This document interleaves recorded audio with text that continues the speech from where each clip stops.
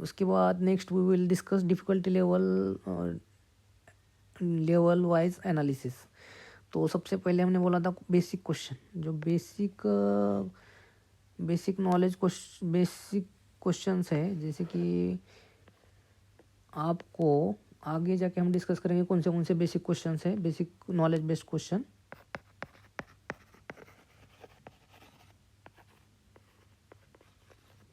Basic knowledge question, तो आपको ये बेसिक नॉलेज बेस्ड क्वेश्चन में गलती हो रही तो सबसे पहले है कि हम सीरियसली पढ़ नहीं रहे।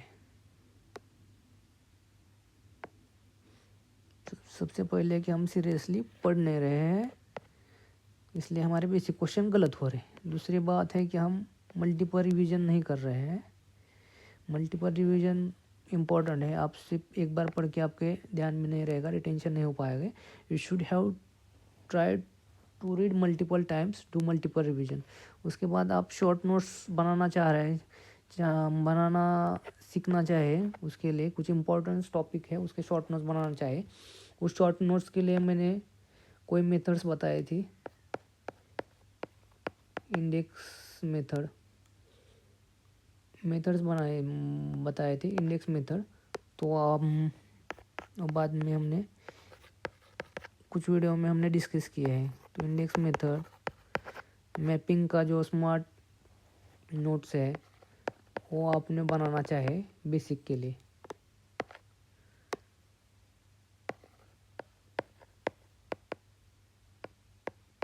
मैपिंग के लिए उसके बाद स्मार्ट रिवीजन टेक्निक वही है जो कि हमने पहले डिस्कस किया है, पहले वीडियो में डिस्कस किया है। वो आप अपना खुद का भी डेवलप कर सकते हो, नहीं तो आप जनरली बाकी लोग जैसे यूज़ कर सकते हैं। जैसे कि इंडेक्स मेथड रिवीजन के लिए बहुत मोस्ट एफिशिएंट है, आपको यूज़ करना है इवन बेसिक नॉलेज के लिए। और उसके बाद क्वेश्चन सेट प्रैक्टिस आपने नहीं की, इसलिए आपका बेसिक क्वेश्चन गलत हो रहा है। क्वेश्चन सेट प्रैक्टिस बहुत इंपॉर्टेंट है, उसमें सबसे बढ़िया चीज़ है PYQ, प्रीवियस ईयर क्वेश्चन। उसका एनालिसिस जिसका जितना अच्छा होगा उतना उसको कम पढ़ाई में ज़्यादा स्मार्ट पढ़ाई हो जाएगी। तो प्रीवियस क्वेश्चन पेपर प्रैक्टिस और एनालिसिस मोस्ट इम्पोर्टेंट चीज़ है। उसके थ्रू आप बहुत सारे बेसिक कंसेप्ट भी क्लियर हो जाते हैं और आपको क्वेश्चन का डिफ़िकल्टी लेवल भी पता होता है, या आप नेक्स्ट ईयर में कैसा क्वेश्चन पेपर आ सकता है वो भी जज कर पाते हैं। उसके बाद सेकंड लेवल है, आप 50% से भी ज़्यादा श्योर हो,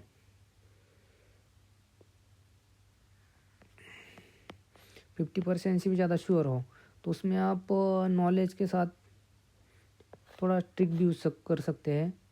कुछ ट्रिक्स है, हर जगह काम नहीं आती, लेकिन 10-15 क्वेश्चन उसमें ट्रिक में आप इजीली नहीं, लेकिन थोड़ा लॉजिक लगा के ट्रिक लगा के सॉल्व कर सकते हो। उसके बाद आपको रिस्क लेना है, UPSC कर रहे हो तो रिस्क लेना इज़ नॉर्मल फॉर अस, सबसे बढ़िया रिस्क ले रहे हैं हम, रिस्क के साथ खेलने वाले खिलाड़ी है, इसलिए हम UPSC कर रहे हैं। तो रिस्क लेना है तो उसको डरना नहीं, जो डिफ़िकल्ट है लेकिन 50% ज़्यादा श्योर है, आपको सेकंड राउंड में सॉल्व कर सकते हो। जब फर्स्ट राउंड में आपने इजी 30-40 क्वेश्चन अच्छे से सॉल्व किए, तो ये भी बाद वाले जो डिफ़िकल्ट भी क्वेश्चन आप से यूज़ कर सकते हैं। जैसे उसके बाद वेल नोन, सबको पता है, एलिमिनेशन टेक्निक, ये सब लोग यूज़ कर सकते हैं, वो भी यूज़ करना चाहिए। उसके बाद प्रीवियस क्वेश्चन पेपर पैटर्न का एनालिसिस होना चाहिए उसके लिए, तभी आपको ट्रिक्स यूज़ कर पाओगे। आप खुद का भी ट्रिक डेवलप कर सकते हो और आगे भी हम डिस्कस करने वाले हैं। उसके बाद 50% से भी चांसेस जिसका कम है, लेकिन हमारा कुछ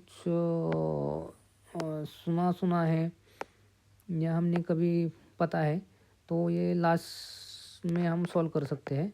उसके बाद हम कुछ लॉजिक लगा के सॉल्व कर सकते हैं। इसमें एक्यूरेसी ज़्यादा नहीं आएगी, लेकिन लगभग मैक्सिमम एक्यूरेसी आ सकती है। मैक्सिमम यानी कि उसमें आपने 10 क्वेश्चन है, उसमें ज़्यादा ज़्यादा 6 क्वेश्चन 7 क्वेश्चन आ सकते हैं, इससे ज़्यादा नहीं आएंगे। इसमें रिस्क है, कभी कभी 5 भी क्वेश्चन आ सकते हैं, तभी आप रिलेटिवली प्रॉफिट में है।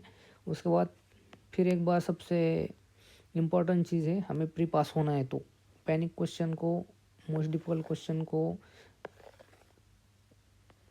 जज करना है, समझना है, और वो चीज़ हमें जैसे प्रीलिम के क्वेश्चन सेट लगाते हैं किसी भी क्लास